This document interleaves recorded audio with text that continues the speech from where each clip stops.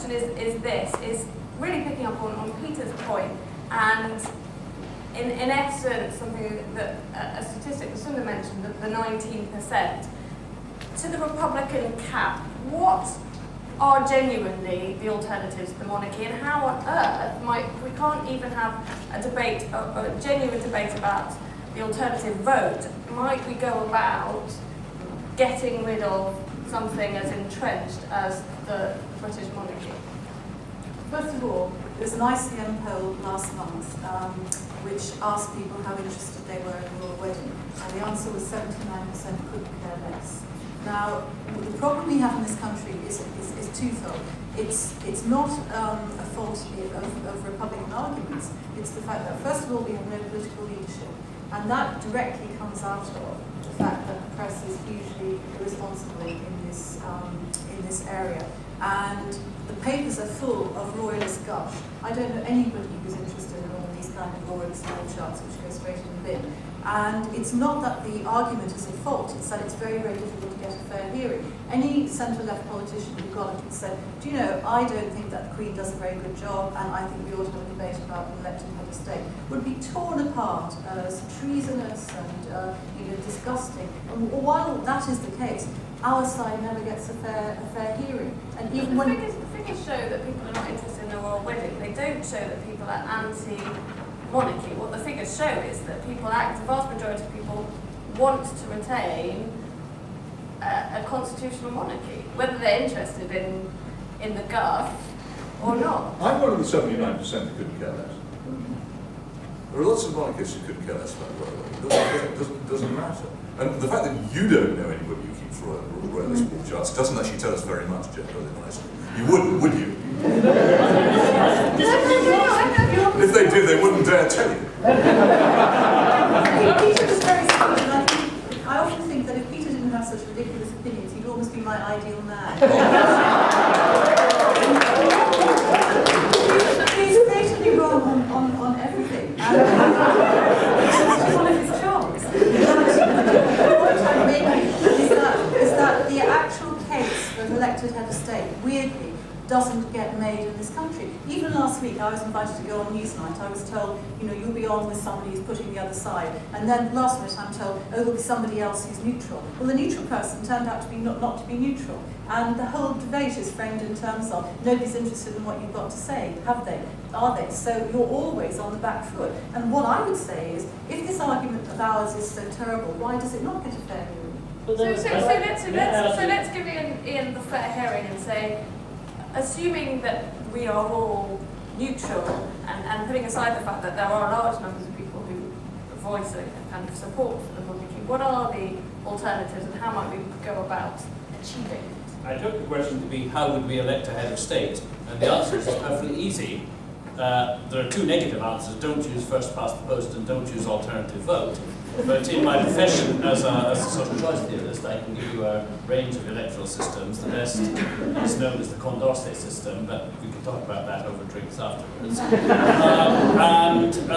I see no reason, responding to one of Sunder's points, why Elizabeth Windsor, Charles Windsor, any of the Windsors should not run. If they win the election, fine.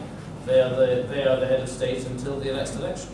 And is that the route you think we should put to the vote? I mean, people aren't very up for many more referendums. I mean, in my bridge building capacity, I'm very willing to vote for that side if we have a referendum. So I know that 75% of people will vote for this side, and so I'm willing to make a futile gesture of solidarity. But the idea of false consciousness and it's all the fault of the dreaded media, I mean, there are actually 4 Republican newspapers in this country, both independent titles, The Guardian and Observer, and the dreaded Rupert Murdoch, he's a Republican. The reason he puts all this royalist stuff in the newspapers is he presumably thinks it will sell some newspapers. If he starts selling less newspapers, he'll do a bit less of it. I think people are aware of the argument. I think they can't see the point. Now, they are Republicans. I think the British people are very gradualist in this way. I think they would like to, the polling companies to continue to ask them over the next decade, would you like Charles or would you like William?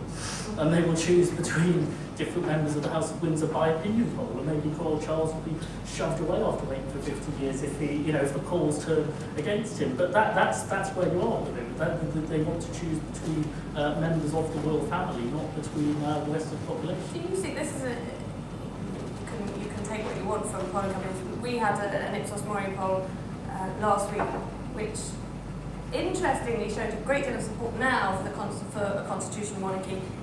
Increasing numbers of people did not think that we would have a constitutional monarchy in 100 years' time. Is that sort of where you think it might be going? It might happen, but I think Republicans are struggling at the moment because their hope is, well, maybe it will be all different after the Queen goes. I bet after you've had the funeral, I bet it isn't, actually. And also, it depends on this idea that the Queen has been absolutely kind of brilliant, and everyone must always say nice things about the Queen. And of course, she's had a great sense of duty. But as political strategists, Philip and the Queen have been pretty awful because they decided to be the model family. That was their big, that was their big idea for the monarchy entering the television age. Well, they might pay more attention to the parenting. So actually, I think we might have a worry about, dear old Prince Charles talking to plants. But I mean, Wills and Kate look perfectly ample to sort of, pick up the mantle. And it feels to me like, it won't be very different until you've got an argument for certain. I can see Peter Hitchens coming now, and I'm really, really keen that we get out there. So Peter makes one brief comment, and then what's so wonderful about the elections? Does anybody ever think about elections and what happens at them? You're offered a pair of candidates, if you're lucky, and in no constituency I've ever lived in, if I've been offered any candidate I wanted to vote for at all who could win.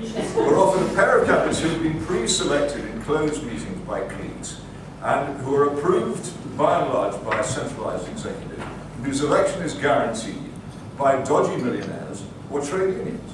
You have very little say in this, and do you really imagine that an election for a head of state who had any power or influence at all, that huge quantities of money from large corporations, trade unions, and indeed those same dodgy millionaires wouldn't be deployed?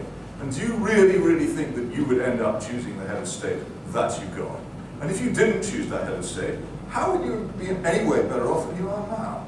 And would you possibly, conceivably, be worse off because the head of state who had been picked as a result of all this would owe very considerable debts to the people who financed his or her election? And one point about his or her, we've had a lot more female heads of state in this country than the United States has ever managed to elect.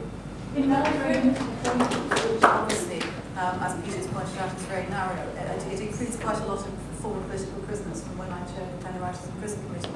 And all the political prisoners I've known in places like Turkey, Syria, Egypt, and so on, they've all said, we really want to vote. And it's a great luxury that people who live in democracies like this one can say what's so great about it.